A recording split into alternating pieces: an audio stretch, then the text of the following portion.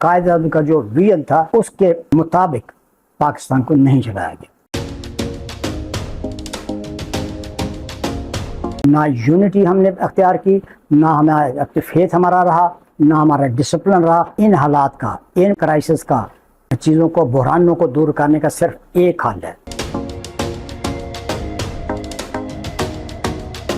مجھے صحافت کی دنیا میں پروفیسر ایم ارشد کے نام سے جانا جاتا ہے. میرا تعلق شکرگڑھ شہر سے ہے. پیدائش وہاں تھی لیکن زیادہ عرصہ لاہور میں گزرا.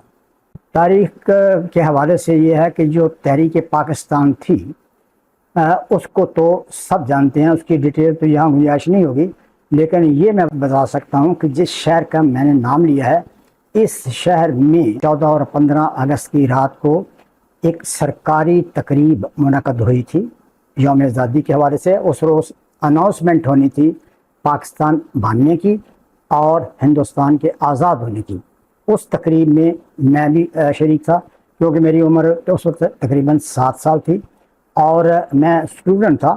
بچے تو، اور بچوں کو اس عمر میں شعور ہوتا ہے، تو ہم بڑے جوش و خروش سے وہاں اس تقریب میں بیٹھے تھے اور اس کو دیکھا، اناؤنسمنٹ سنی. ریڈیو سے پہلے انگلش میں اناؤنسمنٹ ہوئی، اس کے بعد اردو میں ہوئی، اور اس کے بعد جشن منایا گیا سارے شہر میں. اور صبح تک ہم لوگ شہر میں خوشی سے ادھر ادھر پھرتے رہے اور جشن منایا. اور وہ 27 رمضان مبارک تھی. صبح جمعۃ الوداع تھا، بابرکت رات تھی، تو اس کو ہر طرح سے ہم نے انجوائے کیا. اس کی برکتیں اور رحمتیں ہم نے محسوس کی.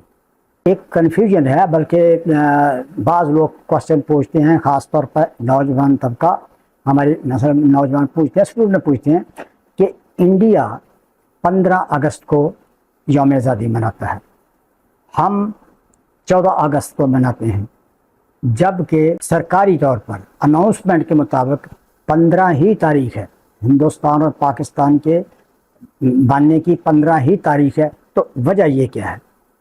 اس کی وجہ یہ ہے کہ لارڈ ماؤنٹ بیٹن جو آخری وائسرائے تھے ہند کے، وہ 13 تاریخ کو کراچی پہنچے تھے اور رات کو ڈنر ہوا.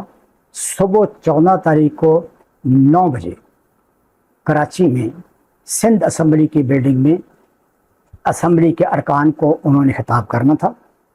اور اس سے پہلے آزادی کے ڈاکومنٹس تیار ہو گئے تھے، مکمل ہو گئے تھے، اس پہ سائن ہو گئے تھے. کاغذات کے حوالے سے ہم آزاد ہو چکے تھے کیونکہ سائن ہو گئے تھے. اس کے بعد اسمبلی میں لارڈ ماؤنٹ بیٹن نے خطاب کیا، قائد اعظم نے صدارت کی ایز اے گورنر جنرل، اور بعد میں قائد اعظم نے خطاب کیا. اور اس کے بعد وائسرائے جو ہے وہ انڈیا چلے گئے کیونکہ وہاں رات کو انہوں نے خطاب کرنا تھا، تقریب کی صدارت کرنی تھی. تو چنانچہ اس لحاظ سے وہ رات کو وہاں ہوئے آزاد، ہم صبح 10 بجے ہو گئے. اس کے بس 1 سال بعد 48 سن جب 48 آیا تو اس وقت پہلا یوم آزادی منانے کا معاملہ تھا کہ کس تاریخ کو منایا جائے. 29 جون کو پاکستان کی کابینہ، وزیر اعظم اس وقت خان لیاقت علی خان تھے، ان کی صدارت میں کابینہ کا اجلاس ہوا.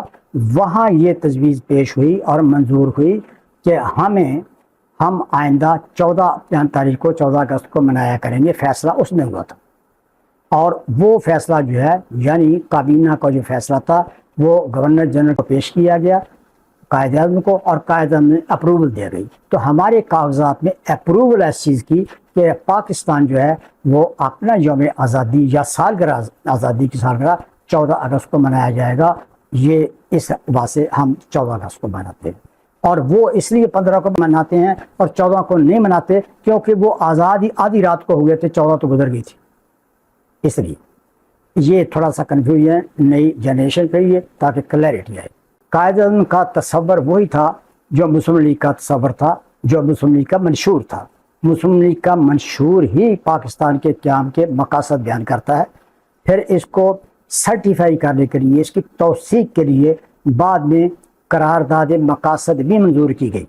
اور قرارداد مقاصد ہماری مطالعہ پاکستان کی جو کتابیں ہیں ان میں سب میں درج ہے، اور ان میں وہ پوائنٹس لکھے ہوئے ہیں کہ پاکستان کی حکومتیں، پاکستان کی ریاستوں کو کیسے چلایا جائے گا، ہمارے بنیادی مقاصد کیا ہوں گے، اصول کیا ہوں گے. وہ ہماری بنیاد ہے، اور وہی ایکچولی ہمارا جو پاکستان کا منشور آنے والا یا دستور ہے، یہ اس کا پہلا چیپٹر ہے۔ ہمارے دستور، ہمارے آئین میں یہ پہلا چیپٹر ہے، اس پہ عمل درآمد ہونا چاہیے۔ پاکستان بنانے کا جو تصور تھا، جو مسلم لیگ نے جس کے لیے جدوجہد کی، اور قائد اعظم کا جو ویژن تھا، اس کے مطابق پاکستان کو نہیں چلایا گیا۔ ہمارے سیاستدان اصل مقاصد کو رفتہ رفتہ بھولتے گئے اور راہ سے بے راہ ہوتے گئے، اور اسی کا نتیجہ ہے کہ جب سے پاکستان بنا، لیاقت علی خان کی شہادت کے بعد سے لے کر آج تک بالکل حالات دگرگوں ہیں اور ابتر ہیں۔ اس کی ایک ہی وجہ ہے کہ ہم نے قرارداد مقاصد کو چھوڑ دیا۔ خاص طور پر قائد اعظم محمد علی جناح، ہمارے جو بانی تھے، ہمارے جو لیڈر تھے، انہوں نے ایک ماٹو دیا۔ ماٹو یہ تھا کہ یونٹی، فیتھ اینڈ ڈسپلن۔